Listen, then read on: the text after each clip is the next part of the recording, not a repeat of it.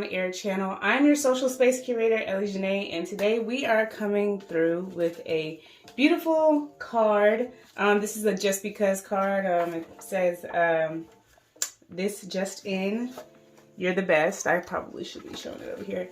This just in, you're the best. What I really love about this card, it actually is a new embossing folder of ginkgo leaves. And then the embossing folder comes with some dies. So I'm going to get into kind of what the whole products and things that I use right now. So let's get it started.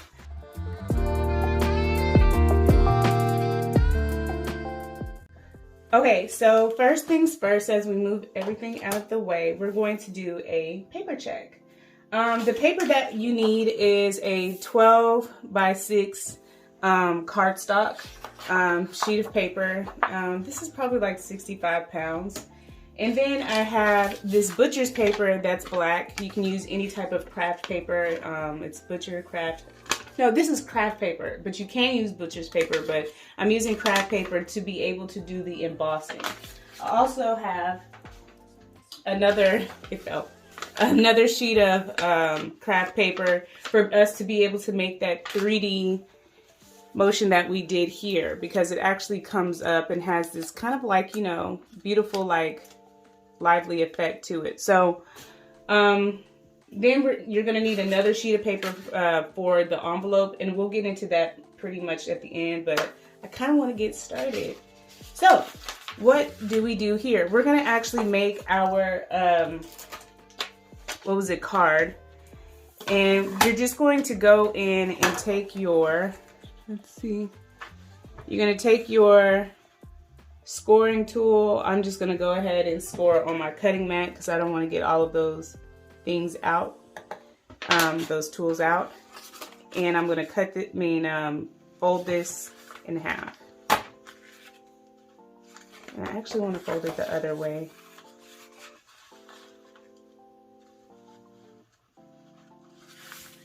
Okay, so we folded this in half. I also have a sheet of paper that that's the craft paper, and this paper is 5 and 5 inches, so it should fit like a perfect square in the middle. You can do what I did here, and I added some fringe at the end, or you can have it straight edge if you want to. But I'm going to do the fringe again, and simply because I want to be able to, just add some extra detailing. But I'm going to add the fringe at the end. I almost messed up. I almost messed up. So I have my Platinum Spellbinders platform. I could use my other switch machine, but not in this one. I don't know what's up with me, but it's like I can't let go of the Platinum. Anyway, in order for you to have the perfect build for this embossing that we're going to do, you want to wet your paper lightly. Just small spurts of water, and I just wet up everything. Let's do that. Okay, small spurts of water. So, and then you're going to start with your platform. Then you're going to have your metal die, I guess to say, metal die, or what is this called? The for cutting metal die. I don't know, platform. Then you're going to take your embossing folder once you find it. Sis, I did something with it.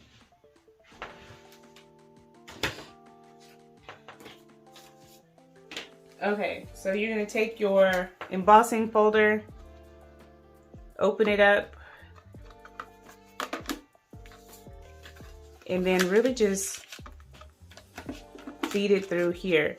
And you want to keep in mind your die cut that goes along with this embossing folder.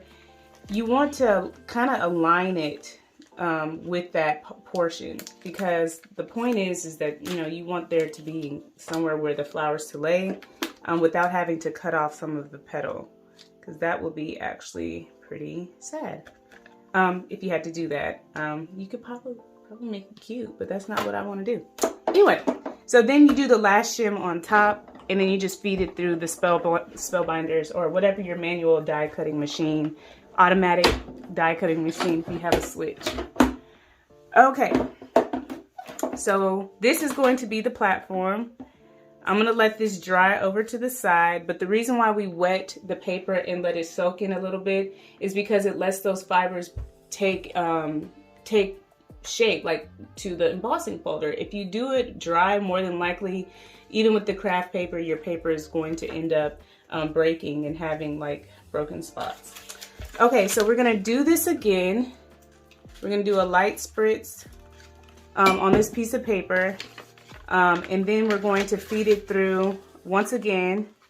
And this time you really want to make sure that you have that piece of paper, this piece of paper in the area where you're going to be using your die cut. All right. So you want to let this semi-dry as much as possible, but now it's time to prepare for this cut. So I'm going to be using my magic mat, and then I'm going to have this ready. And see, this was a little bit dry of a piece of paper, and you see here there's like some opening here, there's like a little breakage, and it's because it wasn't wet enough and the fibers didn't have time to kind of soften up. So if you want to save your project, definitely take time to wet your paper up and then give it a good 15-30 seconds, and it'll give you the results that you want. All right, so now I'm putting the die on top of the image, the embossed image, and all I have to do here is bring it through. Now, one thing that I wanted to point out is that whenever you feed it back through the machine, it is going to flatten your petals. I personally do not like that. I want them as big and bold as possible. So more than likely, I'm going to feed them back through this platinum again. And then being a huge bugaboo, these are flat on here. There we go. Okay, so what I'm gonna do to give it back its 3D image is kind of have them laying on, there we go, laying on the image here. There we go. All right.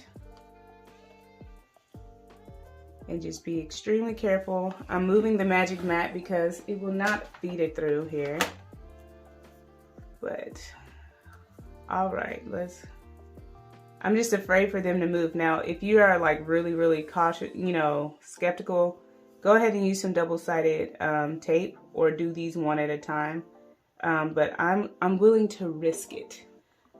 And I'm going to risk it. See, you got to close it down like really careful. Maybe we could do it the other way and have it like kind of sink in here. Yeah, I think that would work.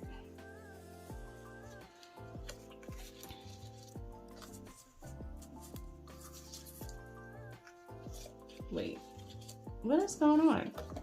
I have it upside down. Okay, we should do it this way. Here, and then have this sit in there. Bam. Okay.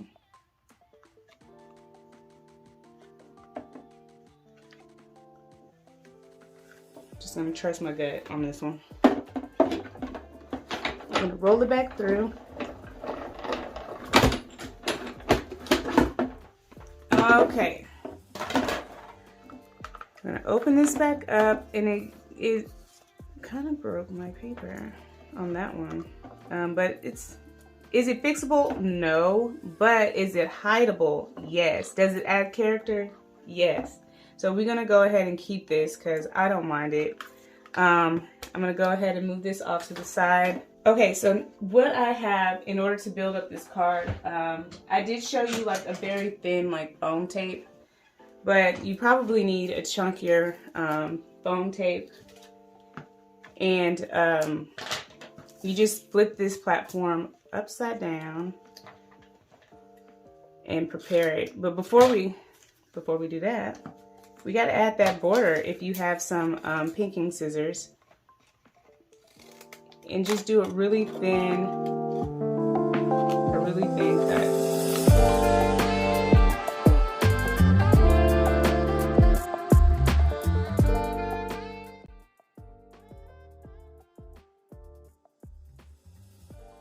So we were able to get that nice little border around this base.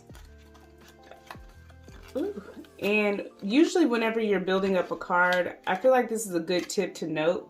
Number one, have a really good background, or consider your background to be kind of like a landscape, and it will help you build. One of the biggest things that I dealt with when trying to be in the crafting space and wanting to make some really beautiful cards is really understanding the concept of like, what is the purpose of every detail in a card, because it looks, you know, some of these people do it so beautifully and it looks so full and so balanced whenever they're making these suggestive scenes and stuff like that with their cards, whether they're doing things with like little chipmunks in there, or, you know, I don't know, they always knew how to like make these scenes that were just gorgeous, all these artists, and I'm just like, what is the concept behind it? And the concept is having a great background and playing off of it.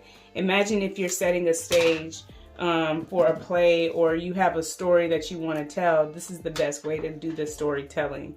So I just want to encourage you, if you have any questions on like how to get into the card making space and like really just enjoy yourself and make some quality cards, if you want some concepts on how to do that, please leave a comment, because I really do want to help simplify that process to those that want to learn, because these creators are epic, but there's some beautiful principles around designing that I feel like are unspoken, because a lot of people are kind of going off of their gut, but some people just want to learn because it's actually fun to be a paper crafter.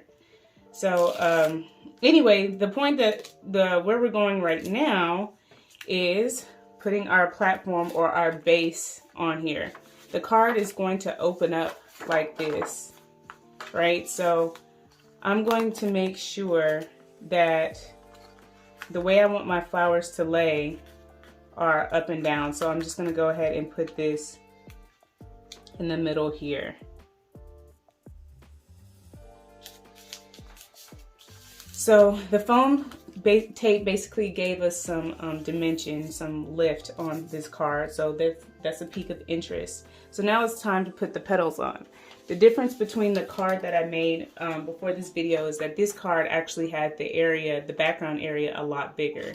I'm actually sinking it, or shrinking it, a little bit smaller. And yeah, but I'm gonna do the same thing, or try to do the same thing to the petals. What I did with the petals, oh crap. What I did with the petals was use gilding polish.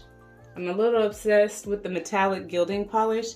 And this one is the tarnished gold and the rose gilding polish. I'm using a scrap piece of paper, and this is a water-based polish, so it's easy to clean.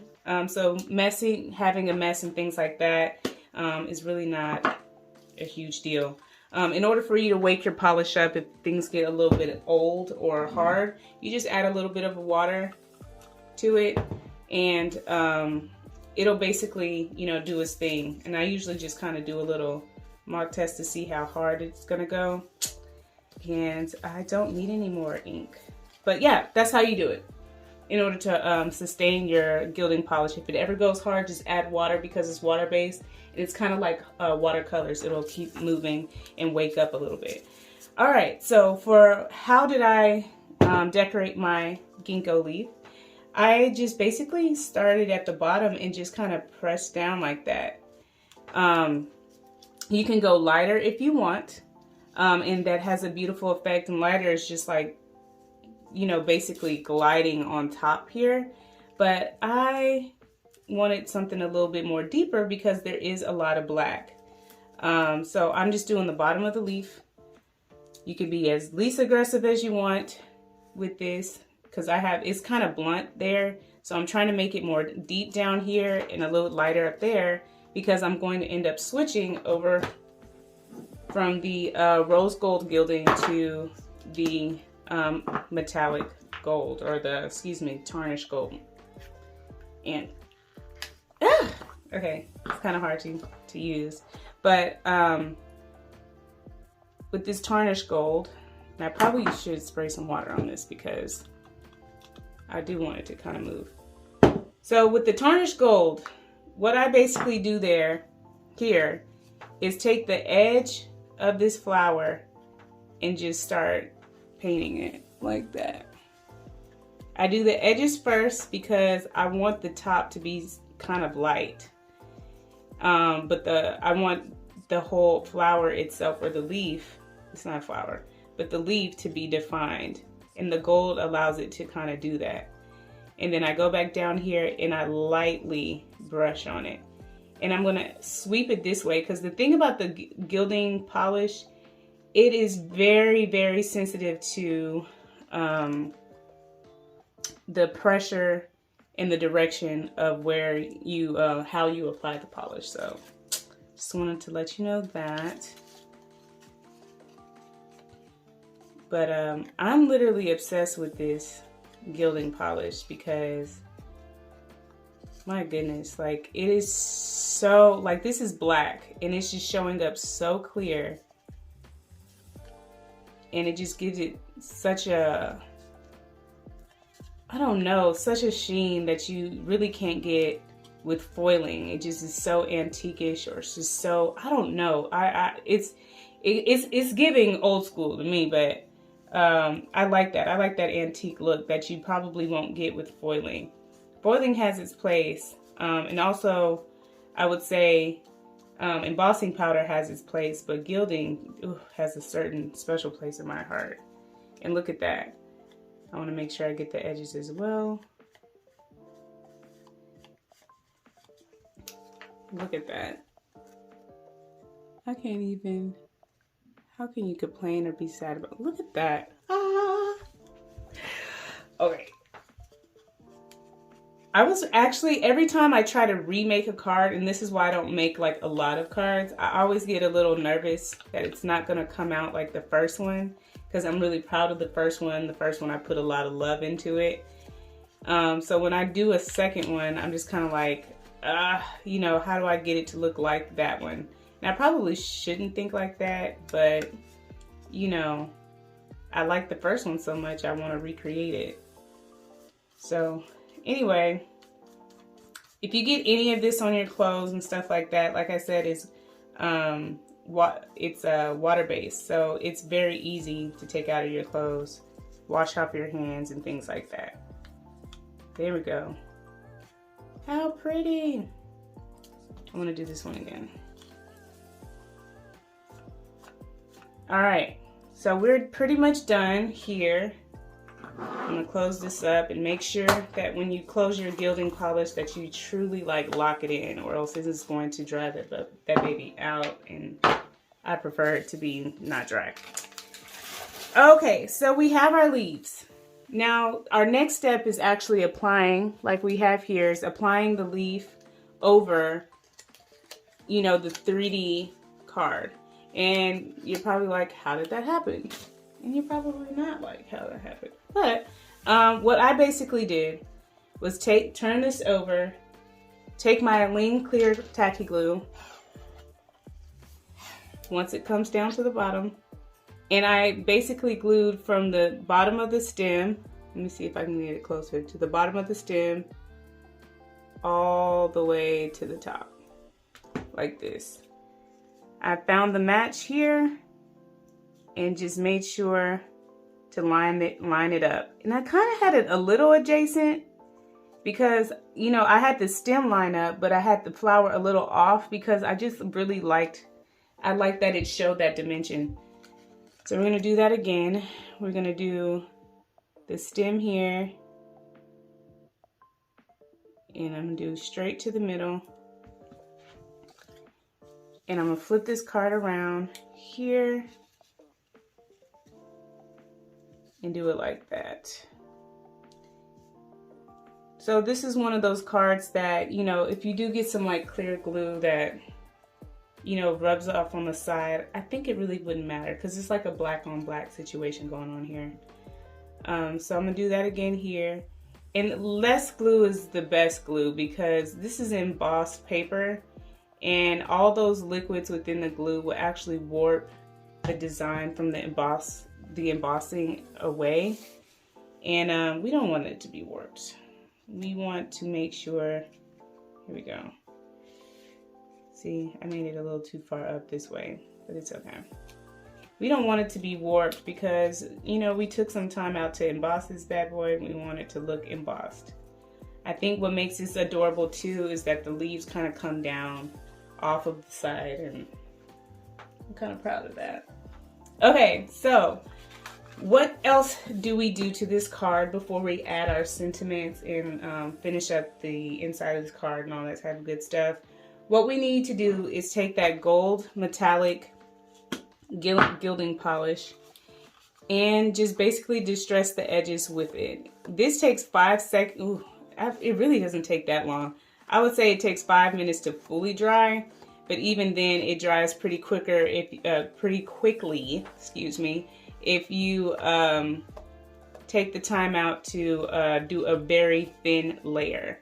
You don't do a thick, now the thick layer might be actually kind of cute depending upon how you do it. But yeah, that's how you end up having like a really dried card. If you need it to be done in like ASAP with some high quality, make sure it's thin. Okay, so we distress the edges, and this is kind of like what the card looks like. Okay, so now it's time to add the sentiments.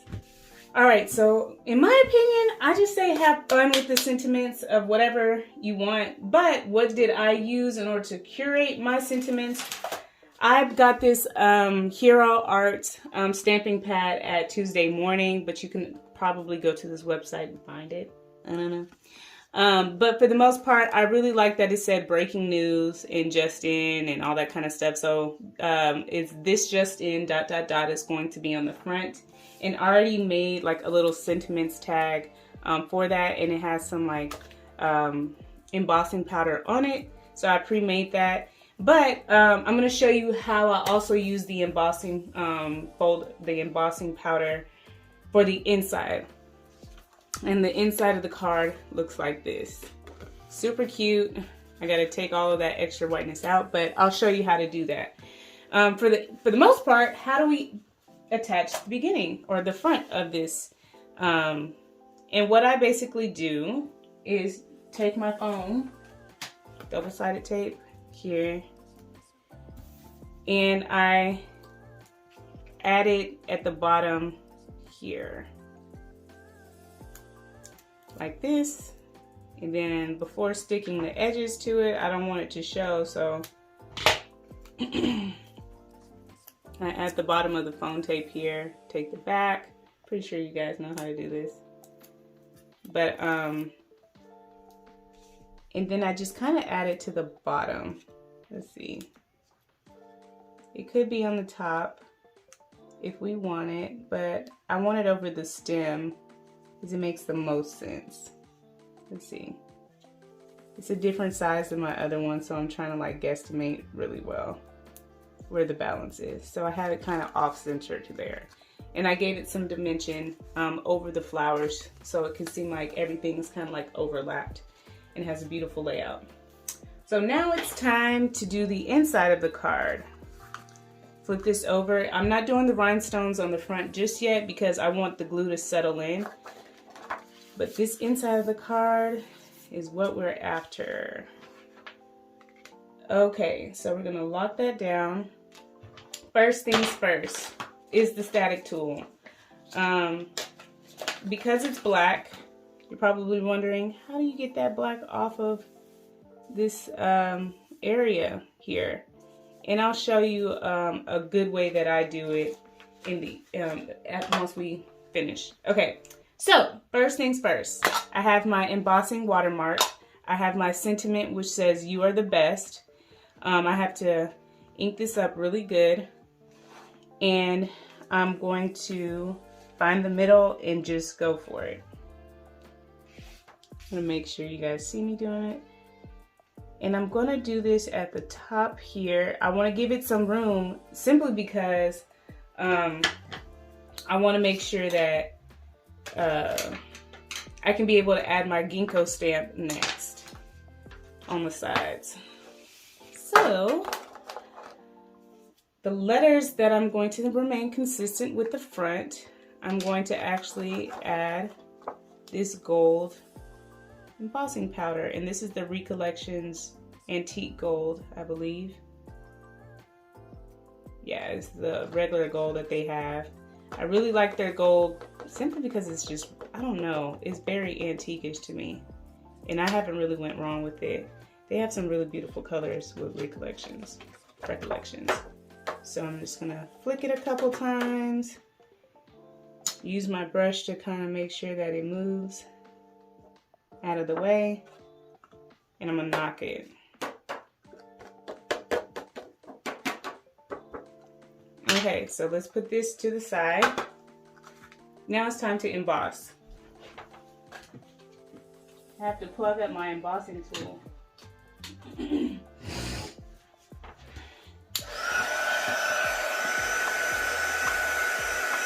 Alright, the goal here is to move your wand not super fast, but make it work, and then do the back so your paper doesn't warp. Probably going to say this in every video that I use embossing powder because it might be someone's first time using it or seeing it. But I'm going to keep doing the back, and then we're going to do the front and hold it. And you want to go slow because you do want it to melt, and you don't want to spend too much time, there we go, making your paper too hot. Okay, so it says, "You're the best." Now the next thing we want to do, and to kind of make the process move a little faster, sometimes you can warm up your heating tool for a while before trying to do it on the paper. It kind of makes the process go a little bit quicker. Okay, so first things first is I'm going to stamp this as close to the words as possible. There we go. I like that. And then I'm gonna do it the opposite way. Like this. Give it a good stamp. Then we're gonna move over to the side.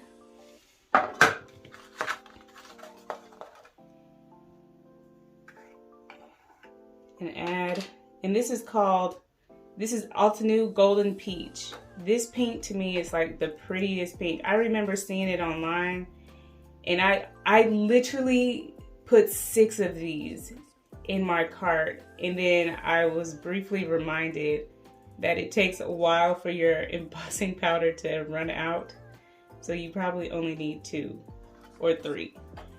But I literally love the level of pink this is on. Like, come on now. I'm a sucker though for like colors that have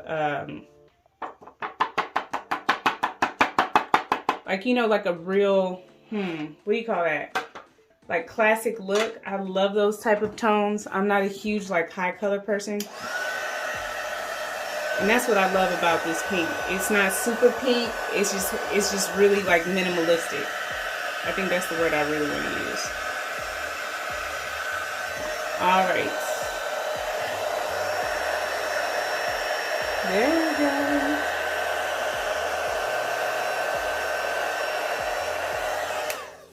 go. Okay, we are done with this. I just think that's so adorable. Now, you're probably thinking, how do we clean that up? The white behind there. So I do a very minimal spritz here. And make sure it's not soaking wet. But I just kind of clean it up like this with water. Very minimal spritz, clean it up with water. The embossing ain't going nowhere. So just a tiny, tiny spritz. And the good thing about this spritz too when you're using like water, it if there's any warping, it kind of allows it to tone back down, and that's what I want. So I want it to be as flat as possible. All right, and see, you have it back to black as it could be. And boom, we're pretty much done with this card. Now what's next is the envelope.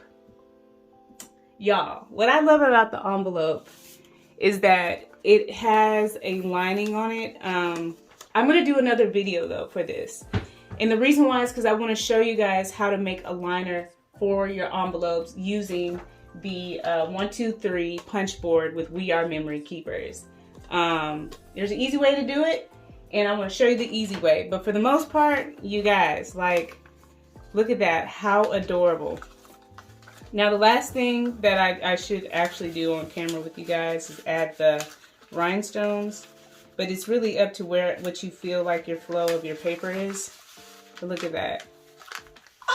And then you got a wax seal. It's gonna be cute. Anyway, let's go ahead and add these rhinestones and wrap this video up because, you know, we got things to do today. Okay, so the first things first, what I basically do is try to get a feel of where do I want the eyes of my receiver to go. And because there is a triangle with these ginkgo leaves, right? And I'm gonna pull this one up and give it some flavor. Because I know that these are going to be pulled up, like where should the eye go? And the eye should go the top and the bottom to me. So what I'm going to do is probably have like a 1, 2, 3 effect to keep it very minimal and not crowded. You know, sometimes it's a hit or miss whenever I do add my embellishments. Like this one is like, I kind of like it, but I want to try something different with this one. So it's gonna go 1, 2, and 3. I think it'll be on the platform. Because the whole goal is to make sure that their eyes go to the entire card. And that's what the embellishments allow you to do. So this one will be here. Uh-oh. And then the next one. So the other thing too is like, you know, size. How do you know which one would be the big one? Which one would be the small one? And should you use all of the same? I highly encourage you to kind of change the sizes of your rhinestones up. But if you have what you have, you know, I wouldn't worry about it. It's about placement, and I would actually do less is more if you have the same size. This is my Pick Me Up tool from Silhouette. I am going to add the big one. Let's do this big one here. I'm going to add a medium size one. There we go. Here. And then I'm going to add the little one at the bottom.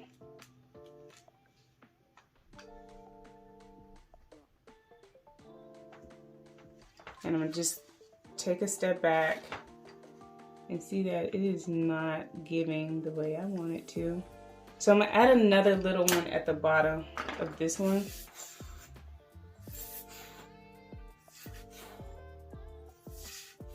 And it probably, no, I'm gonna add a little one.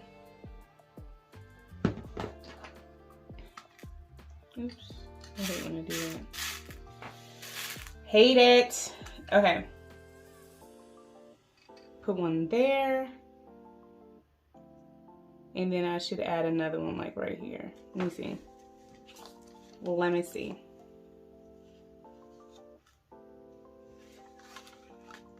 Because I feel like one should never like just be alone. Should it be here? I don't know.